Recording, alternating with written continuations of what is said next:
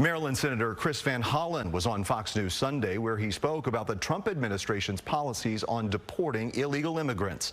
The Democratic senator had just gotten back from his controversial trip to El Salvador, where he met with the man who some claim was wrongfully deported from the United States. Fox's Madeline Rivera brings us up to speed. The administration is responding to the Supreme Court's decision blocking the deportations of those Venezuelan migrants in Texas. The administration saying it did give the detainees advance notice of their removals. It also says the lawyers for the migrants moved too quickly by seeking emergency relief from an appeals court and the Supreme Court only 42 minutes after it asked a district court to intervene. Justices Samuel Alito and Clarence Thomas broke from the majority, which blocked these deportations early Saturday morning. Their dissent is out.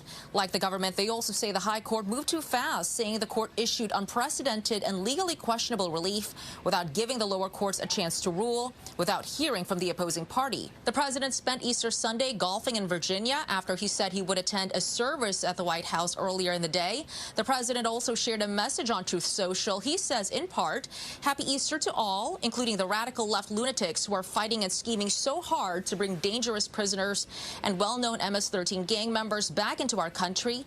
Happy Easter also to the weak and ineffective judges." The president has targeted Maryland Senator Chris Van Hollen, who met with Kilmar Abrego Garcia in El Salvador. Van Hollen says regardless of the MS-13 allegations against Abrego Garcia, he should have been able to argue against his removal in court. I'm not vouching for the man. I'm vouching for the man's rights, his constitutional rights to due process. And the proper place to litigate that is in the courts. Van Hollen also says authorities in El Salvador staged a photo op between him and Abrego Garcia, even showing what looked like margarita glasses on their table, all he says to make it look like they were in paradise.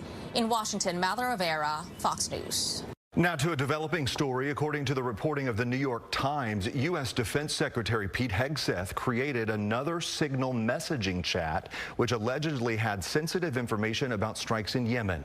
The second group chat reportedly included 13 people, including his wife, brother, and his personal lawyer. It allegedly contained similar information found on the first Signal messaging chat. That one listed exact times and locations of the strike, which many have argued could have put American troops in danger.